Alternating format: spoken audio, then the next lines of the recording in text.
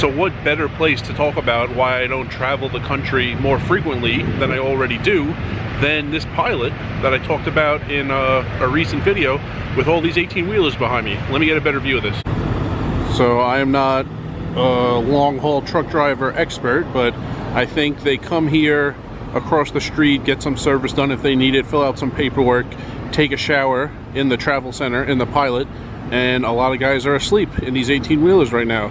And that is very convenient that this portion of I-80, this stop at least, has you know, the shower, the paperwork office, the mechanic shop, has everything they need. Very convenient, which coincidentally means we get a lot of truck drivers playing. It's not just, I mean, it's I-80, but it's where I-80 intersects I-29. So a lot of truck drivers play regularly here. I think they often, you know, try to time their stops so they're near a casino, but we get a lot passing by on these two interstates, so we get a lot of truck drivers playing with us.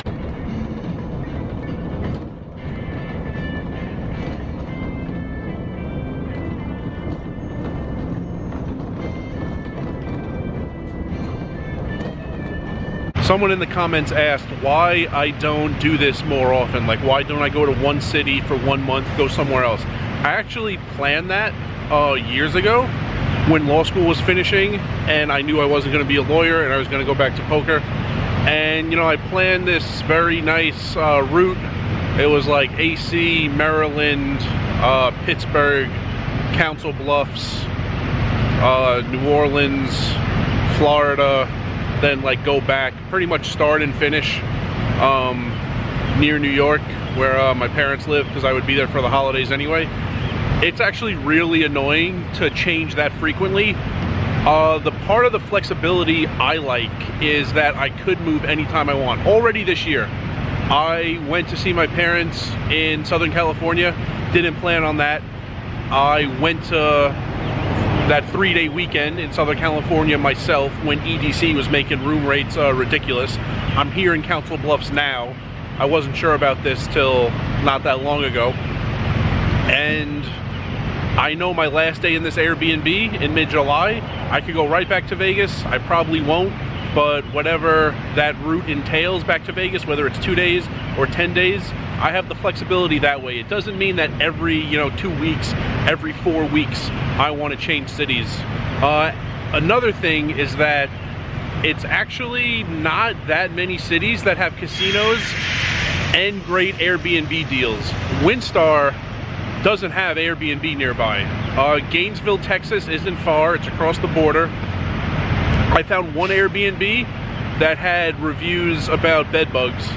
When I used an Airbnb in that area, it was 40 miles south in Denton, Texas. Now that wasn't insane because the limit's 80 on the interstate, so you could go 85 at least, no one cares. It actually wasn't a lot of time commuting, but I didn't want to spend that much on gas and put that many miles on my car. There were 18 days in a row where I drove 80 miles round trip to get to the casino and back to the Airbnb. Horseshoe, Southern Indiana. Also, there's like no Airbnbs in the area. I happened to drive by twice and stayed for a day each time. So I didn't really need it, but I was, you know, curious, and there's no Airbnbs. Even Atlantic City, in summer 2019, me and this other guy, we lived in basically Borgata and Harrah's. One of those each night. You could pull it off with 2 people. It's very difficult to pull off by yourself.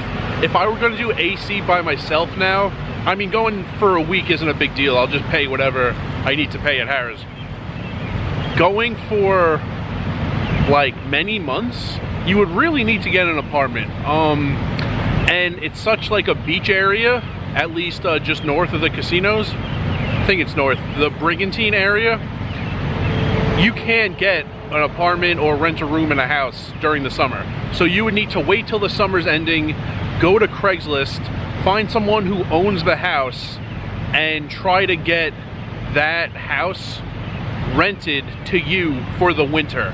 And it'll probably be like a 9-month thing. They don't want to, you know, deal with all the paperwork and asking you for rent for 1 month. It would pretty much be September through like March, April. So it actually is a big commitment to do AC, and that's not like why I'm in this. I like the flexibility and, you know, many short-term reservations like I do in Vegas.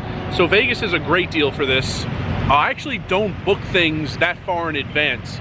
Council Bluffs I'm doing right now. I hate playing poker during the World Series that much in Vegas. I'm doing this. When I first thought this might be a possibility in like January or February, I looked on Airbnb and I could have gotten an entire house to myself for less than I'm paying right now renting a room in this house. But that was really far in advance. For one, I didn't want to lock myself in that early. Also, you have to be confident the host isn't going to cancel on you. If the host cancels on you, I mean, you get your money back and you actually get some extra for the inconvenience, but you would still not have a place to live in that city. So booking that far out isn't great because of your end and because of the host's end also. Vegas, for one, Caesars doesn't really love it if you book a lot at once. I never have more than 3 reservations, you know, 3 separate weekday stretches booked at a Caesars property. They really don't like it. You can book as much as you want, but you're going to pay much higher rates. If you want to get the low rates, what I do, I book like 3 weeks at a time. Sunday through Thursday is ideal, those 5 days. When like 1 or 2 of them are done and I'm in that final week of the 3, well, now you only have 1 reservation pending on your account, and then I book the following weeks. I also don't book Airbnb until I book the Caesars properties, because you don't know exactly what days you're gonna get. Sometimes there's like a Sunday holiday, a Monday holiday, a convention. Sometimes you don't get all 5 days of the week, Sunday through Thursday. So I need to book my hotels on the Strip first. And then after that's done, I'm waiting to do that till pretty close to the dates.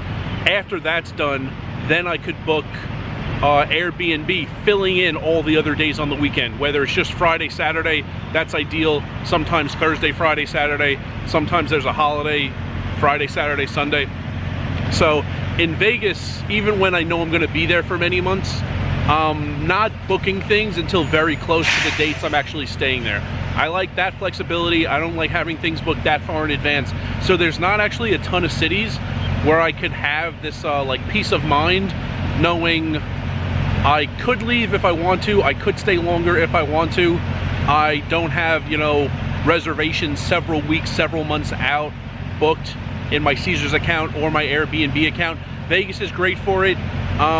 Willing to do this 6-week stay in 1 Airbnb in Council Bluffs because I hate cash games during the series that much in Vegas.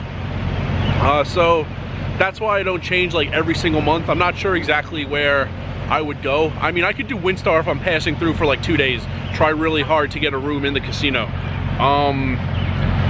I don't even know some places if it's good enough during the week. I mean, I've lived here, so I know Council Bluffs is good enough during the week. You might not think it if you've never been here, but it's 3 a.m. Friday. I just finished playing my Thursday poker. Sunday through Thursday, 5 days, you know, non-weekend days. I just played like 49 hours here. The games are fine, even when it's low traffic. The games that exist in the room are great. We had 2 tables going just now. I think 4 at our hard point of the night. The games were fine. I've played in St. Louis. I played at Hollywood. I have no idea if the games are good enough on you know, Monday, Tuesday, Wednesday to play there, to go stay for a month and then, you know, get enough hours in. I think Florida makes sense.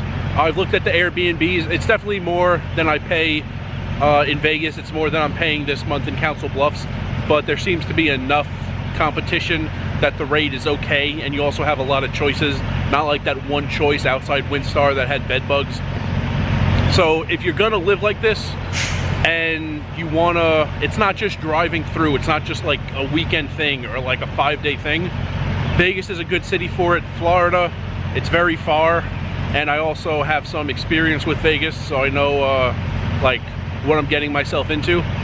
So that's why I don't do it every single month. I don't know exactly where I would stay in Pittsburgh. I don't know if the games are good enough during the week in Pittsburgh. St. Louis, don't know if the games are good enough. I guess I could find an Airbnb. WinStar, there's really nowhere to stay. Milwaukee doesn't have poker anymore. AC is tough to do unless you want to lock yourself in for 7 months. There's actually not a ton of places. If you're driving from like New York to Vegas, you could stop at a ton of places and do it, but the characteristics I like of this lifestyle, Vegas very much accommodates it. Council Bluffs can do it for 6 months. If I ever make it to Florida, I think I would find a comfortable place, you know, in a modern, clean Airbnb for like a month and try out one of their many cities that has poker rooms. So that's why I don't move that frequently. Once I'm in Vegas, you know, I move a lot. I move about twice a week. That might be changing, but that's why I live the way I'm living. I have the ability to move every 2, 3, 4 weeks, but I actually don't want to be moving that often. That's not really syncing with this lifestyle. So someone in the comments asked, and that's why I move cities at the frequency I do, not as much as I possibly can.